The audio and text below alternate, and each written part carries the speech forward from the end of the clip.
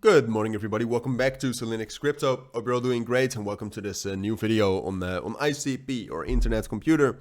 Wanted to do a little bit of a video on this. We'll talk about some fundamentals, but mostly the technicals, because we got some nice bullish momentum earlier. Well, it's actually started yesterday afternoon when Bitcoin also got some bullish momentum.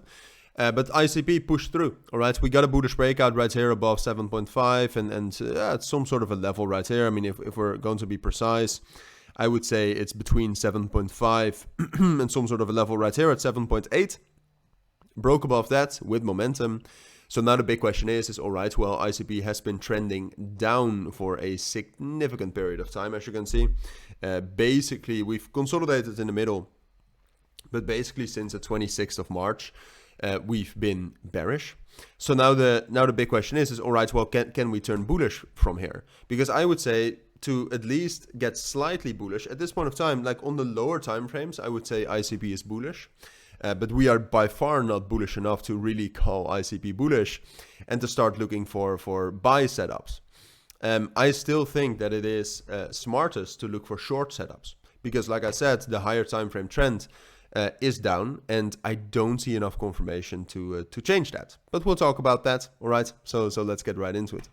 So for me, if we look at ICP right now, like historically, what you need to know about ICP is that it is a crypto that can rally a lot in a very short period of time, and it's also uncorrelated.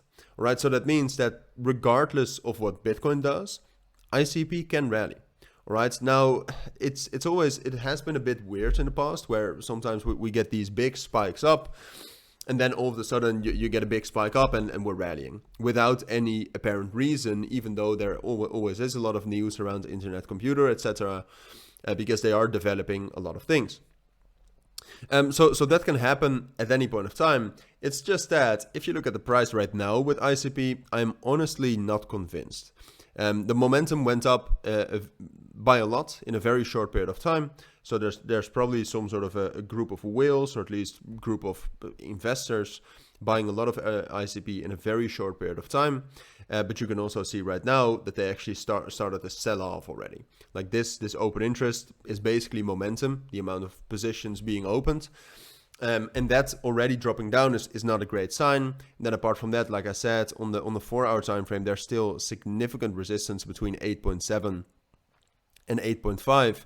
So for me, the big question is all right, well, we broke above 7.5 right here. That's the lowest support we have. The highest is probably some sort of a level right here at like where we are already at like $8. That's also support. So for me, the big question is all right, well, we have this strong resistance right here, which we need to break above to turn bullish. And then we have this strong support right here, which we need to hold to stay bullish. And then the big question is, and we've consolidated in this region before, as you can see, the big question is all right, well, which one of those two levels is going to break? Because if one of those two levels breaks, then we have confirmation of which direction is most likely. And unfortunately, and like I said, I will probably not trade this. Because I think if you want to short this, then I would wait for 7.5 to break, right? If 7.5 breaks, and that's enough bearish confirmation to comfortably say we're going down. But then the risk reward is absolutely bad, all right? You can get a move of like minus 20%, but the stop loss would need to be up there. So I don't think that's interesting. I would actually say the only interesting trade to take on ICP would be after a bullish breakout at, like I said, 8.7.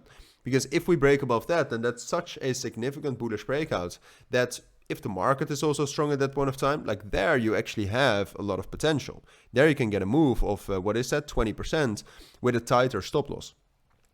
But in general, so that's how I would trade it. In general, I wouldn't really. Because I think it's most likely with the loss of momentum already and with the market circumstances at this point of time, I would say it's most likely we'll consolidate here for a bit longer, but the bearish breakout, I think, with this momentum is most likely. All right. So those are my thoughts. That's what I think you need to know for now. If you do have any questions, of course, let me know down in the comments. But for now, thank you for watching. Take care and bye.